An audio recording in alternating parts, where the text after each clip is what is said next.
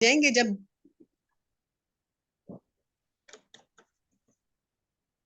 चलो हम तो कृष्ण वंदना से शुरू कर लेते हैं पहले। वसुदेव सुतं देवं कंस चाणूरमर्दनम देवकी परमानंदम कृष्णं वंदे जगद्गुरुम्। इस सारे संसार के गुरु हमारे परम गुरु श्री कृष्ण के चरणों में सादर वंदन, जिन्होंने हमें गीता जैसा ग्रंथ जीवन जीने के लिए दे दिया। थोड़ी सी गीता की महिमा।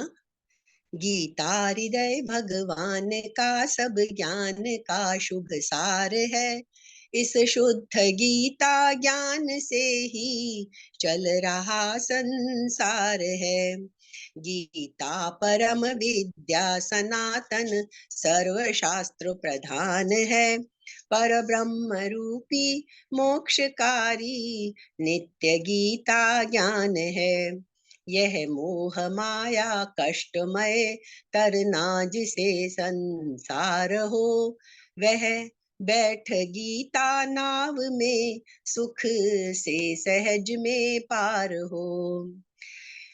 संसार के सब ज्ञान का यह ज्ञानमय भंडार है। श्रुति उपनिषद वेदांत ग्रंथों का परम शुभ सार है। धरते हुए जो ध्यान गीता ज्ञान का तन छोड़ते, लेने उसे माधव मुरारी आप ही उठ दौड़ते। तीर्थ वहीं भव के सभी शुभ शुद्ध और महान है। धरते हुए जो ध्यान गीता ज्ञान का तन छोड़ते। तो तन छोड़ने के समय गीता तभी याद आएगी जब उसका जीवन में हम अभ्यास करेंगे। ऐसे तो तन छोड़ते समय ना भगवान का नाम याद आएगा, ना गीता याद आएगी। वही याद आएगा जो जीवन भर हम करते रहेंगे। तो इसीलिए हमें धीरे धीरे अपने उसमें लाइफस्टाइल में हमें इंक्लूड करना पड़ेगा। तो मैं ये समझ रही थी, मैं पिछली बार का कुछ चीजें थी जो डिस्कस करना चाह रही थी, लेकिन मुझे लगता है आज एक बार लोग कम हैं। हम एक बार आगे के श्लोक थोड़े से जस्ट पढ़ के अर्थ कर लेते हैं उनका। तब तक और लोग आते हैं तो ठीक है, नहीं हम कुछ खास बातें हैं जिनको डिस्कस करेंगे। तो पिछली बार हमारा छठे अध्याय का 32वां श्लोक हमने ऑलमोस्ट कर लिया था, और उसमें हमने क्या देखा था? स योगी परमो मतः। कृष्ण ने क्या कहा था? आत्मौपम्येन सर्वत्र। बहुत बड़ी बात कही थी। सुनने में तो हमको अच्छी लगेगी, लेकिन करना उतना ही हमें मुश्किल लग रहा होगा। क्योंकि क्या कहते हैं कृष्ण? जो अपने शरीर की उपमा से सब जगह समान देखता है और सुख अथवा दुख को भी समान देखता है, वह परम योगी माना गया है। कृष्ण ने किसको योगी कहा? जो अपने समान सब जगह देखता है और सुख और दुख को भी समान भाव से देखता है, वही परम योगी माना गया है। तो जिस समता की प्राप्ति, ये हमने देख लिया कि सारे मार्ग अलग अलग हैं, लेकिन प्राप्ति सबसे वही एक ही होती है। गीता में समता की इतनी महत्ता है। तो जिस समता की प्राप्ति सांख्य योग और कर्म योग द्वारा होती है, सांख्य योग से भी होती है, कर्म योग से भी होती है, मतलब ज्ञान योग और कर्म योग, उसी समता की प्राप्ति ध्यान योग के द्वारा भी होती है। इस बात को भगवान ने 10वें श्लोक से 29वें श्लोक तक हमें बताया। अब अर्जुन के मन में शंका उठती है, जैसे हम लोगों के सबके मन में उठ रही है, कि ध्यान योग से प्राप्त समता जो है वो बड़ी मुश्किल चीज है। जैसा भी अभी तक हमने पढ़ा कि ध्यान योग में जो समता प्राप्ति की स्थिति, कर्म योग से, अर्जुन जैसे के लिए कर्म योग से समता प्राप्त करना आसान है। ध्यान योग से समता प्राप्त करना अर्जुन को बहुत मुश्किल लगेगा, और वैसे ही हम सबको भी मुश्किल लगेगा। तो इसको आगे के 2 श्लोकों में अर्जुन ने अपनी शंका प्रकट की। वही शंका जो हम लोगों के मन में भी उठी है कि कृष्ण ने तो बोलने को तो बोल दिया फटाफट फटाफट, लेकिन है बड़ा मुश्किल। एक्चुअली कृष्ण ने तो अपनी तरफ से इस छठे अध्याय के 32वें श्लोक में जो ध्यान योग का प्रकरण है उसका एक तरह से कंक्लूड कर दिया, उसको समापन कर दिया सारा, कि भाई मैंने अपनी तरफ से सब कुछ बता दिया तुम्हें कि ध्यान योग में कैसे कैसे करना है, ध्यान योगी की क्या क्या स्थिति होती है, कैसे तुम प्राप्त कर सकते हो, सब कुछ बता दिया। और कुल मिला के इसमें यदि हम एकदम व्यावहारिक दृष्टि से देखें तो इस सारी टीचिंग की एकदम सरल शब्दों में कहें तो वही बात सामने आती है जो हर धर्म कहता है। स्कूल में भी बच्चों को सिखाया जाता है, और क्या कहा जाता है कि भाई दूसरों के साथ वैसा ही व्यवहार करो जैसा तुम उनसे अपने लिए चाहते हो। यदि किसी को सरल शब्दों में समझानी हो कोई बात कि भाई आप किसी के साथ बुरा नहीं करोगे, तो उसका Power एक ही on. Harry. Connected.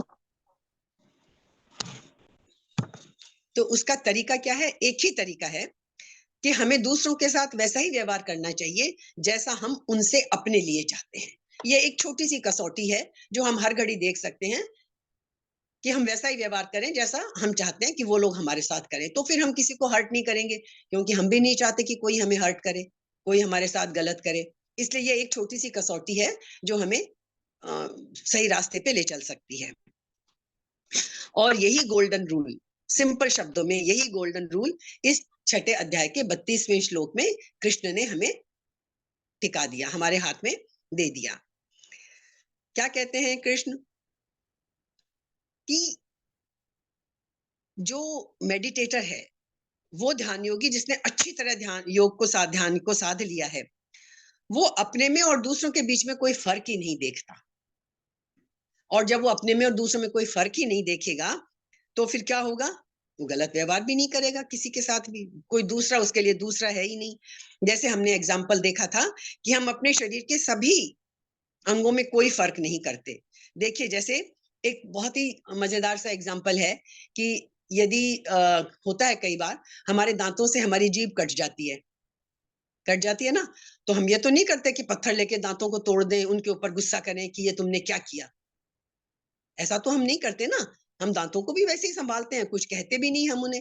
जीभ कट गई, खून भी आ गया, बहुत तकलीफ भी हो रही है, लेकिन हम कुछ नहीं बोलते, क्योंकि हमारे लिए दांत भी उतने ही महत्वपूर्ण है, वो भी उन्हें भी हम अपना समझते हैं, जीभ भी हमारी है।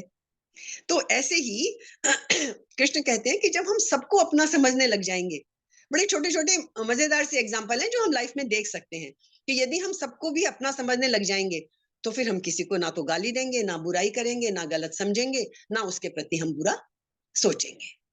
तो ये छोटी सी बात है जो है दार्शनिकता में बहुत गहरी और हमसे होती नहीं, क्योंकि हम सबको अपना समझ ही नहीं सकते हैं। तो इसके लिए एग्जाम्पल है कि भाई ऐसे समझो कि जैसे हम शरीर के सब अंगों को अपना समझते हैं, किसी के प्रति द्वेष नहीं रखते, वैसे ही हम बाकियों के प्रति भी कोई द्वेष भाव ना रखें, क्योंकि हम सब में ईश्वर को देखें और अपने में भी ईश्वर को देखें, मतलब हम सब एक ही हैं। तो इस श्लोक के साथ में कृष्ण ध्यान के विषय का उपसंहार कर देते हैं। कृष्ण ने एक परफेक्ट योगी का जो चित्र खींचा है ना कि उसका लाइफ के प्रति एटीट्यूड कैसा होगा, कैसा रहना चाहिए, सुनने में कितना सुंदर लगता है, कितना फैसिनेटिंग लगता है कि अरे वाह, ऐसा भी हो सकता है, किसी के प्रति द्वेष नहीं, आनंद ही आनंद, प्यार ही प्यार। हम तो दिन भर सुबह से रात तक ईर्ष्या में, क्रोध में, लोभ में, हाँ, संसार की आसक्ति में, ये पालें, उसने ऐसा क्यों किया, और तुलना करने में हम तो इन्हीं में लगे रहते हैं। छोटी छोटी सी बातें, हमारा बच्चा उस बच्चे से पीछे क्यों रह गया, उसका बच्चा इतना अच्छा, वो इतना अच्छा, मतलब कहाँ हम तो एक सेकंड भी नहीं रहते। तो हमें कृष्ण की बातें फैसिनेटिंग तो बहुत लगती हैं, है ना, सुनने में तो। लेकिन हम सारे लोग या अर्जुन भी जो दुनिया में रचे बसे हैं, उनके मन में शंका उठती है कि ये कृष्ण ने कह तो दिया, हमारे लिए तो ये बिल्कुल भी आसान है ही नहीं, कैसे कर सकते हैं हम ऐसा, है ना। तो जैसे अर्जुन भी क्या है, बिल्कुल प्रैक्टिकल माइंड वाला व्यक्ति है, युद्ध कर रहा है, क्षत्रिय है, कर्म में लगा हुआ आदमी है। उसको जो कर्म में लगा हुआ होता है, उसके लिए कर्म के थ्रू ही लक्ष्य को पाना आसान होता है। हर किसी के लिए ध्यान नहीं बना है, सारी दुनिया ध्यान में, इसीलिए कृष्ण ने रास्ते बता दिए। भक्ति के लिए भी हर कोई नहीं बना होता है, लेकिन एक बात तय है कि कर्म हो या ज्ञान हो, जब हम लक्ष्य को पा लेते हैं, जब हम सब में समानता देखने लग जाते हैं, तो भक्ति अपने आप आ जाती है। भक्ति के लिए प्रयत्न नहीं करना, भक्ति यदि नहीं अपने आप नहीं उपज रही है, तो हम जिस रास्ते से चलना चाहते हैं चलें, भक्ति अपने आप आएगी। इसलिए उतना परेशान होने की किसी को जरूरत हमें नहीं है। अर्जुन तो क्या है, द मैन ऑफ एक्शन, कर्मयोगी है पूरा। हाँ, तो वो तो मतलब समझ ही नहीं सकता कि ये कृष्ण जो बड़ी काव्यात्मक जो बातें बताई हैं ध्यान योगी के लिए, अरे वाह, ये कोई पॉसिबल है क्या? कृष्ण तो क्या क्या बोल गए। ठीक है भाई, भाई है, मेरा गुरु है, सब कुछ है, लेकिन शिष्य का ये भी कर्तव्य होता है कि कोई शंका आए तो पूछे उसको। निरादर नहीं होना चाहिए गुरु के प्रति, लेकिन शंका जरूर आदर पूर्वक प्रश्न करना चाहिए। तो अर्जुन को तो बड़ी प्यास है जीवन की, है ना? वो तो ना किसी को मारना चाहता है, कहता है युद्ध ही छोड़ देता हूँ, मारना भी नहीं चाहता, मरना भी नहीं चाहता। तो ध्यान की दर्शन और ये जो है उसकी उसकी एक जरा अलग चीज है, उसके समझ में नहीं आता ये ध्यान वाली बात। तो वो क्या करता है, वो बड़े ही रिलेवेंट क्वेश्चन अब 33वें श्लोक से कृष्ण को पूछता है, जो हम सबके भी दिमाग में चल रहे होंगे। यदि हमने जरा भी खाली सुन के छोड़ दिया तो अलग बात है, यदि जरा भी गौर किया होगा तो हमें लगा होगा कि भाई ये तो बड़ा मुश्किल काम है। हमारे मन में शंका उठी होगी, और शंका क्यों उठी होगी? क्योंकि सारी बात किसके ऊपर आ गई? मन के ऊपर आ गई। दो ही बातें कही ना कृष्ण ने सबसे ज्यादा, मन को कंट्रोल में करो, मन को समता में लाओ। तो करना तो मन का ही है ना, सब कुछ मन को ही तो साधना है, और वो मन ही तो हमारा साधता नहीं है। मतलब 1 मिनट तो बहुत दूर की बात है, एक क्षण के इतने से हिस्से के बराबर भी तो मन नहीं सधता हो, तो भटकता ही रहता है। अब कारण क्या है, हम जरा सा सोचें थोड़ा सा कि कंट्रोल माइंड को करना क्यों मुश्किल है। कभी हम सोच के देखें, मोटा मोटी हमें 6 कारण समझ में आएंगे कि मन को हम क्यों नहीं कंट्रोल कर पाते हैं। कारण क्या है आखिर? कृष्ण इतना कह रहे हैं तो मान लो ना, जिन्हें हम भगवान मानते हैं उनकी बात मान लो यार, क्या फर्क पड़ता है, कर लो ना मन को काबू में। कितना तो बढ़िया वर्णन किया है उन्होंने कि मन को काबू में कर लेंगे तो हमारी कितनी उच्च स्थिति हो जाएगी, फिर भी हम मन को काबू में क्यों नहीं कर पाते हैं। तो रफली उसके हमें 6 मोटे मोटे कारण समझ में आते हैं कि हमारा माइंड जो है वो बहुत ही सूक्ष्म तत्वों से बना हुआ है ना? जैसे छोटे सा एक पानी का एग्जाम्पल लें, मन को साधना क्यों मुश्किल है? जैसे पानी की 3 फॉर्म होती हैं। पानी सॉलिड होके आइस आइस क्यूब बन जाता है, आइस बन जाता है, और गर्म करोगे तो वाष्प बन जाता है। अब आप बताइए सबसे ज्यादा पानी को किस फॉर्म में हम साध सकते हैं? आइस की फॉर्म में। बर्फ की फॉर्म में आइस क्यूब्स को साधना हमारे लिए ज्यादा आसान है। उठा के डिब्बे में बंद कर दो, जितना चाहे उतना यूज कर लो, 1 क्यूब निकाल लो, 2 निकाल लो, वो आसान है हमारे लिए। पानी उससे मुश्किल काम है, उससे मुश्किल काम है पानी को साधना आइस क्यूब के मुकाबले, है ना? पानी फिर फैल जाएगा, संभालना पड़ेगा। और उससे भी मुश्किल क्या है, जितना द्रव्य का सूक्ष्म से सूक्ष्मतर रूप होता जाएगा उसको साधना मुश्किल होता जाएगा। है ना? दुनिया में भी हम और चीजों को साध लेते हैं, घर गृहस्थी सॉलिड चीजों को साध लेते हैं जो ठोस मूर्त हैं, लेकिन जहां भावनाओं की बात आती है, जहां और सूक्ष्म चीजें आती जाती हैं, उनको साधना मुश्किल हो जाता है। भावनाओं को नहीं संभाल सकते, और अंदर की हम अपने इमोशंस या अब और जो जो उच्चतर चीजें होती जाती हैं उनको हम नहीं संभाल सकते। जब पानी का भाप बन जाएगी उसको संभालना तो और भी मुश्किल है फिर साधना। तो कंपैरेटिवली जैसे चीजें सूक्ष्म होती जाती हैं, तो इसीलिए माइंड जो है ना, वो तो इस वाष्प से भी ज्यादा सबल है और भी ज्यादा सूक्ष्म है। तो इसलिए मुश्किल है इस मन को साधना। ये बात हमें समझ लेनी चाहिए। लेकिन क्या कोई चीज को मुश्किल समझ के हम करना छोड़ देंगे? जैसा कि अक्सर लोग करते हैं, मुश्किल है तो छोड़ देते हैं, और जो डट जाते हैं वो पा लेते हैं उसको। तो एक तो ये मुश्किल है। दूसरा, सबसे बड़ी बात क्या मुश्किल होती है मन को साधने में, कभी सोच के देखिए, बड़ा इंटरेस्टिंग है। मन को साधना भी मन से ही है, और तो कोई चीज है नहीं जिससे मन को साध लोगे। मन को मन से ही साधना है, तो मन अपने अगेंस्ट कैसे जाएगा? उसका तो मन ललच रहा है संसार में, और साधना भी मन से ही है उसको। तो ये तो खुद से खुद को रोकने वाली बात हो गई ना, दूसरा तो कोई है नहीं। तो इसलिए मुश्किल हो जाता है। मन भटक रहा है संसार की तरफ, और उसको संसार से लक्ष्य की तरफ लाएगा कौन? लाएगा वो भी मन ही लाएगा। तो ये बड़ा मुश्किल काम हो जाता है, इसलिए मन सधता नहीं है। अब क्या हो गया?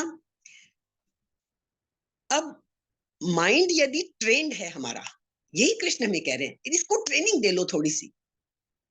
ट्रेनिंग दे लोगे ना तो ये मन ही अपने आप को साध लेगा, पर ट्रेनिंग तो देनी पड़ेगी। यदि ट्रेंड नहीं है माइंड तो फिर प्रगति नहीं होगी, वो भटकता ही रहेगा। इसीलिए कृष्ण कहते हैं, आगे भी हमें कहेंगे कृष्ण अर्जुन के जवाब में, कि अभ्यास और वैराग्य। अच्छा, एक बार सोच के देखें जरा, माइंड है क्या आखिर? जैसे हम मैं शब्द जब भी इस्तेमाल करते हैं, मैं, तो क्या हम अपने हाथों के लिए मैं बोलते हैं? नहीं। पैर के लिए बोलते हैं? नहीं। तो ये मैं हम किसके लिए बोलते हैं? आत्मा तक तो हम जाते ही नहीं कि हम मैं किसके लिए बोल रहे हैं। जनरली व्यवहार में हमारे मैं का क्या मतलब होता है? हमारा मन, माइंड हमारा। जब हम बोलते हैं मैं ये चाहता हूं, मैं ये करना चाहता हूं, मैं ऐसे, मैं वैसे, तो यहाँ जनरली हमारे मैं का मतलब आम व्यवहार में क्या होता है? ये माइंड से ही होता है हमारा। मैं का यही मतलब होता है ना, अधिकतर का मतलब माइंड मन से होता है। अब एक प्रॉब्लम जो हम डिस्कस कर सकते हैं, माइंड को हम मैं क्यों समझते हैं? क्योंकि जो हमारा असली मैं है, जो हमारा अंतःकरण, जो हमारी चेतना है, मन सबसे करीब है। इंद्रियां और ऊपर हैं, हमने देखा ना, मन बुद्धि चित्त अहंकार ये सब जो है, तो मन जरा नजदीक है। जो चीज जिसके ज्यादा नजदीक होती है उसका फर्क हमें महसूस नहीं होता। जैसे अब मैंने भी चश्मा लगा रखा है, उमा तुमने भी चश्मा लगा रखा है, तुम दिख रही हो, बाकी तो कोई दिख नहीं रहा मुझे। तो चश्मा लगाते लगाते अब चश्मा ही हमारी आंखें बन गई हैं। इतना नजदीक है वो आंखों के, कि हमारे लिए, देखो मंजू ने भी लगा रखा है, मंजू ने भी दिखा दिया अपना चश्मा। तो ये चश्मा हमारा जो है, ये हमारे इतने नजदीक है आंखों के कि हमें फर्क नहीं महसूस होता, हमारे आंखों का हिस्सा बन जाता है। ऐसे ही माइंड जो है, वो जो आत्मन जिसे हम कहते हैं, आत्मा, उसको रिफ्लेक्ट करता है। और हम क्या करते हैं? रिफ्लेक्शन को ही सच मान लेते हैं, जबकि चश्मा हमारी आंखें नहीं है, है ना? लेकिन अब एग्जाम्पल देखो, हमें करना सोचना क्या चाहिए? कई बार हमारा चश्मा गंदा हो जाता है, होता ही है, धुंधला हो जाता है, तो हमें चीजें धुंधली दिखने लग जाती हैं। तो हम क्या करते हैं? चीजों को तो साफ नहीं करने लगेंगे कि भाई ये तो बड़ा धुंधला दिख रहा है, इसको साफ कर दो, इसको साफ। हम क्या करेंगे? सिंपल सा चश्मा उतारेंगे, चश्मे को साफ कर लेंगे, चीजें साफ दिखने लग जाएंगी। तो ये मन भी हमारा ऐसे ही है। मन को हम शुद्ध कर लें, मन को साफ कर लें, तो जो चीजों को हम अनुभव कर रहे हैं वो अपने आप बदल जाएंगे हमारे लिए। मन बदल लेंगे, सब कुछ बदल जाएगा। जैसे चश्मा साफ कर लिया, सब साफ दिखने लग गया हमें। तो इसलिए हम चीजों को साफ नहीं करते, चश्मे को साफ करते हैं। लेकिन मन के विषय में हम ऐसा नहीं करते। अपने मन को सॉरी, अपने मन को रिफाइन करने के बजाय हम क्या करते हैं? हम दुनिया को ठीक करने में लग जाते हैं। हम अपने अपने मन पे तो काम ही नहीं करते ना, प्रॉब्लम तो सारी यही है। अपने मन पे काम नहीं करते, हम तो सारी दुनिया को ठीक करने में लग जाते हैं। यही कृष्ण हमें कहते हैं, आंखों से साफ देखना है चश्मे से, तो चश्मा साफ करो, चीजों को साफ नहीं करना, दुनिया को ठीक नहीं करना है। इसी मन से, इसी शरीर से, इसी जीवन में आप खुद महसूस करो हमारे अंदर कितना परिवर्तन आया। वो क्यों आया परिवर्तन? हमने सामने वालों को कुछ नहीं बदला है, हम जितना जितना बदले हैं उतना उतना हमारे अंदर परिवर्तन आ गया। तो यदि हम अपने मन को रिफाइन कर लें तो हमें दुनिया को ठीक करने की जरूरत नहीं पड़ेगी। पर हम उल्टा करते हैं, हम सब तो दुनिया को ठीक करने में लगे रहते हैं, अपने मन के ऊपर हम काम ही नहीं करते हैं। और दूसरी क्या बड़ी बात है? सबसे बड़ी बात कि हमको समझ तो आती नहीं है ये बात। हमारे कई जीवन हैं, बहुत सारे जीवन हमारे बीत गए हैं, कि हमारा जो माइंड और ये जो दुनिया है ये इम्परफेक्ट है। और ये करते करते हमारे इतनी बैठ गई है ये बात कि हम उस इम्परफेक्ट को ठीक ही नहीं करना चाहते हैं, वही हमें सत्य लगने लगा है। बस गहराई में ये इसी बात को हमें ध्यान देना पड़ेगा।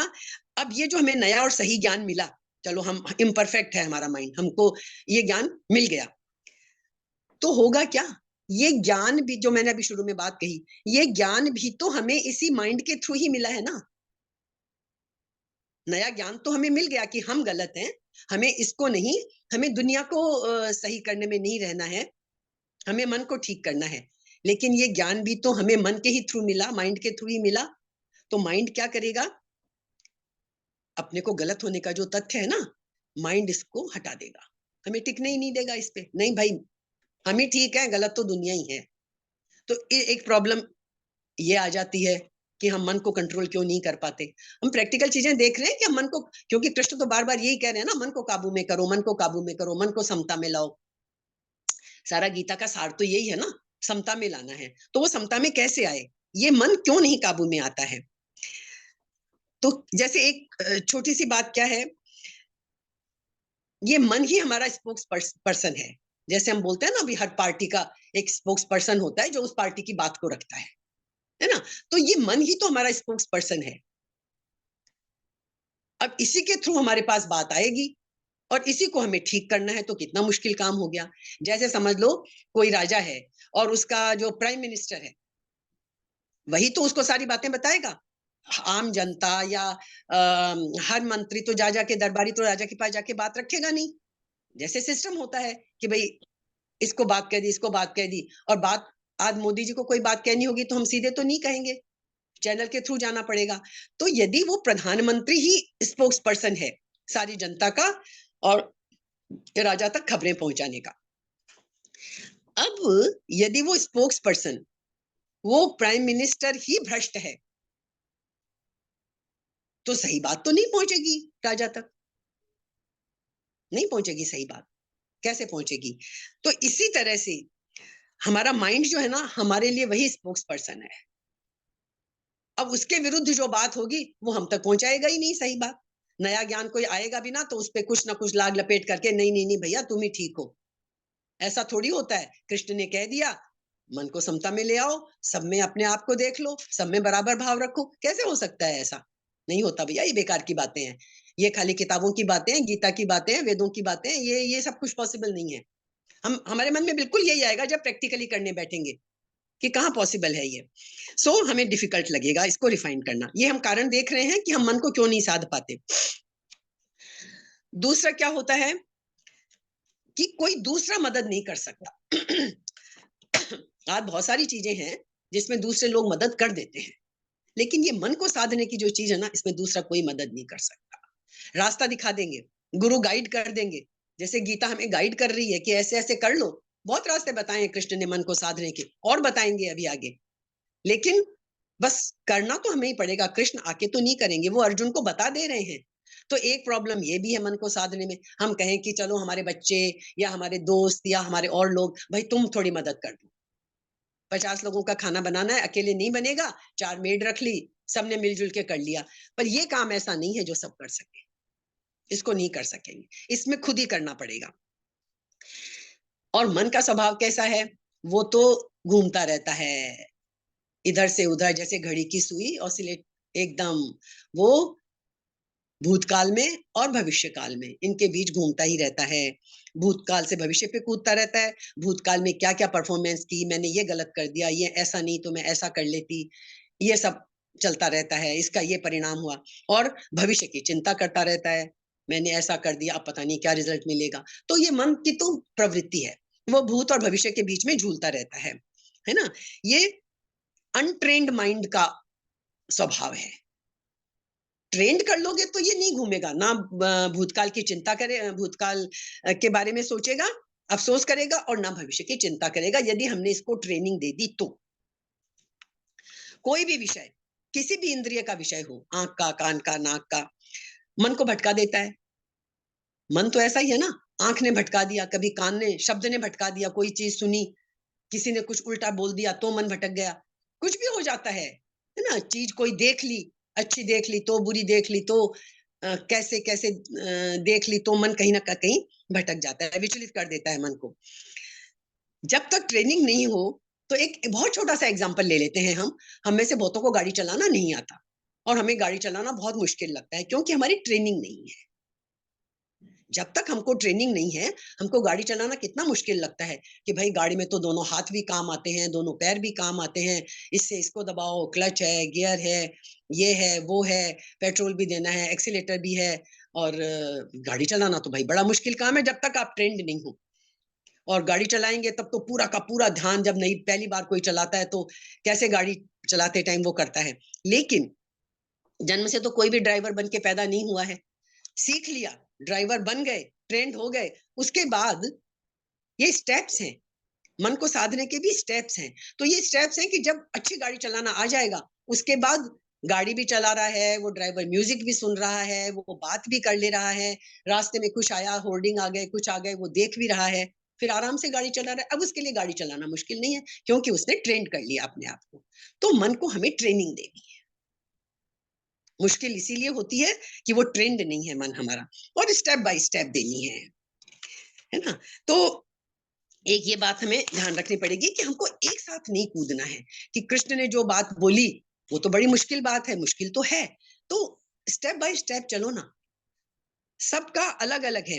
मन को साधना जो है वो भी कठिन हमें इसीलिए लगता है कि हम ये सोचते हैं कि हम तो अभी बहुत पीछे हैं। कोई बात नहीं। सबका पीछे के जन्मों से, हमने कई बार कहा ना, एक ही घर में 5 बहन भाई हैं, वातावरण सबको एक सा मिल रहा है, फिर भी अलग अलग क्यों है? अपने पिछले जन्मों के कारण।